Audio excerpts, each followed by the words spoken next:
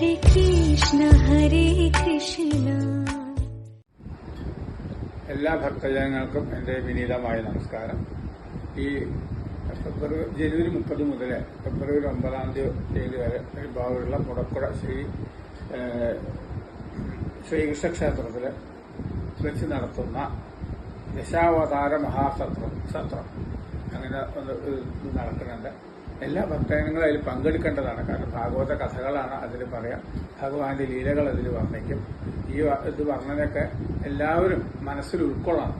എന്നാലേ നമുക്ക് നാളെ മാനസികമായിട്ടൊരു മാറ്റം വേണമെന്നുണ്ടെങ്കിൽ അതുണ്ടാവുള്ളൂ. മാനസിക തലത്തിലുള്ള ഉയർച്ചയാണ് നമ്മുടെ മോക്ഷത്തിനുള്ള മാർഗം. ആ മോക്ഷം നമുക്ക് മോക്ഷം കിട്ടുമ്പോൾ എന്തായി നമ്മുടെ പരമ്പരയും അത് വളരെ നന്നായിട്ട് വളരും, അവർക്ക് അതിലൊരു മോക്ഷം കിട്ടും. പിന്നെ നമ്മുടെ ജീവിത രീതി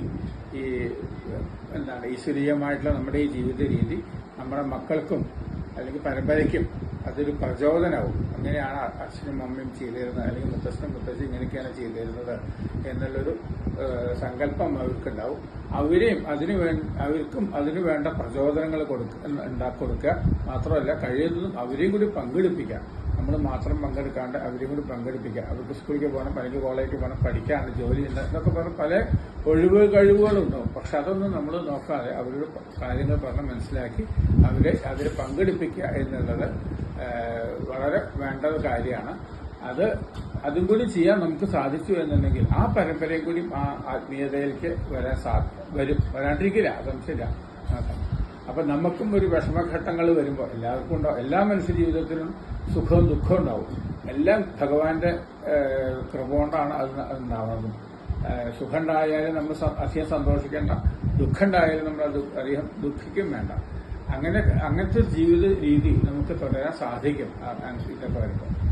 എന്തായാലും ഈ സത്രത്തിന് അല്ലെങ്കിൽ ഈ ദശാവതാര മഹാസത്രത്തിന് പങ്കെടുക്കുന്ന എല്ലാ ഭക്തന്മാർക്കും ഈ ആത്മീയതയിലേക്ക് വീഴാനും ഒരു മോക്ഷം കിട്ടുവാനുമുള്ള എല്ലാ അനുഗ്രഹങ്ങളും, ഗുരുവായൂരപ്പന്റെ എല്ലാ അനുഗ്രഹങ്ങളും ഉണ്ടാവാൻ വേണ്ടി ഞാൻ പ്രാർത്ഥിക്കുന്നു.